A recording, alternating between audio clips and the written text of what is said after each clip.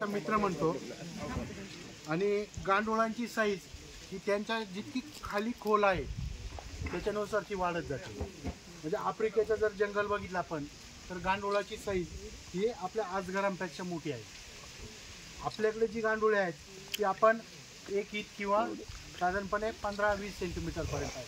मग ही गांडुळं ही आपल्या मुळांच्या कक्षेतच खाली वर करतात. जी मोठी आजगरासारखी ती खूप खोलपर्यंत जाऊ शकतात.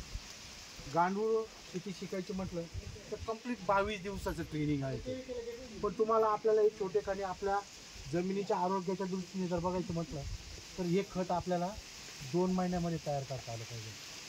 किती? 2 महिन्यामध्ये. अलग लक्षात.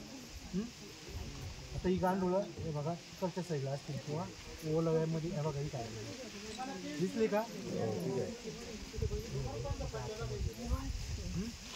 तर ते ओलाव्याच्या साईडनी जातात.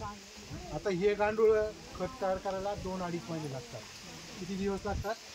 2-2.5 महिन्यामध्ये तयार होतं. गांडूळ खत तयार झालं कसं ओळखायचं आहे की ते चहा पावडरसारखं तयार होतं बघा. आणि कसं काढायचं आहे? असा ढीग करायचा आहे. आलं लक्षात? असा ढीग केला की जी गांडूळ आहेत ना ती खाली ओलाव्याच्या दिशेने जातात आणि नंतर असं खत उचलून घ्यायचं. त्याच्यामध्ये जास्त तीक्ष्ण पंजांचा वापर करायचा नाही.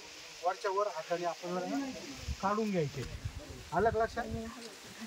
आता मगाशी आपण कांद्याकडे आलो होतो बघा. तुम्ही 2दा लावताय 3दा लावताय. रोपवाटिके तयार करायला साधारणपणे 40-50 किलो जर गांडूळ खताचा वापर केला तर आपली रोग प्रतिकारक्षम रोपं तयार होतात. उगवण क्षमता चांगली राहते आणि रोग प्रतिकारक्षम जर आपली रोपं असेल तर त्याच्यावर होणारा किडींचा खर्च किंवा फवारणीचा खर्च ऑटोमॅटिकली कमी होतो. नाही तर तुमचा रोपाच्या कालावधीमध्ये 3 ते 4 स्प्रे होत आहेत बघा. 3 ते 4 स्प्रे म्हणजे हे कांद्यासाठी खूप घातक आहे किंवा खर्चिक बाब होत चालते. याचा वापर कराशिवाय याच्यामध्ये वर्मीवॉश पण निघते पलीकडं. वर्मीवॉशचा वापर आपण त्याच्यामध्ये मिरची कुटून जर ठेवली 2 दिवस राबवली तर रस शोषक किडींचा अटॅक आपल्याला कमी करता येतो. फवारणीसाठी पण त्याचा वापर होतो. त्याच्यामध्ये सूक्ष्म अन्नद्रव्य आहेत, NPK आहेत आणि कॅल्शियम मॅग्नेशियमचं पण प्रमाण आपल्याला त्याच्यामध्ये भेटतं. म्हणजे टॉनिक म्हणून तुम्ही देऊ शकता. जमिनीमधून ड्रेंचिंगसाठी सुद्धा आपण वापर करू शकतो.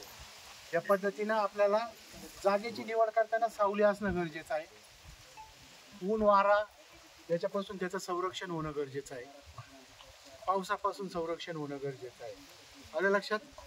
भरताना काय करायचं की ज्या ठिकाणी आउटलेट निघणार आहे त्या आउटलेटच्या दिशेने स्लोप देणं गरजेचं आहे. म्हणजे आपल्याला वर्मीवॉश कलेक्ट करता येतं. पलीकडच्या साईडला जे होल आहे त्या होलच्या खाली एक बादलीच्या आकाराचा खड्डा घ्या. इथं तुम्हाला वरती दिसतंय बघा. दिसतंय का? त्या पद्धतीनं खड्डा घ्यायचा, वर्मीवॉश कलेक्ट करायचा. त्यानंतर जी गांडुळं तयार होणार आहेत आपला पूर्ण बेड उचतोर पुढच्या वेळेस या बेडमधून 2 बेड भरतील एवढं कल्चर तयार होणं गरजेचं आहे. आलं लक्षात? या पद्धतीनं आपण 2 ते 2.5 महिन्यामध्ये एक बॅच तयार करू शकतो. जमिनीमध्ये तिचं आरोग्य सुधारण्यासाठी किंवा भौतिक गुणधर्म सुधारण्यासाठी त्याचा फार महत्त्वाचा उपयोग आहे. pH सुधारतो, पाणी धरून ठेवण्याची क्षमता वाढते, अन्नद्रव्य धरून ठेवण्याची क्षमता वाढते, जमिनीचा पोत सुधारतो. या गोष्टी सुधारण्या म्हणजे ऑटोमॅटिकली जमिनीचं आरोग्य सुधारणार आहे. तर या पद्धतीने आपल्याकडं तुमच्या 20 लोकांच्या गटामध्ये 2-4 तरी करणं गरजेचं आहे. आलं लक्षात?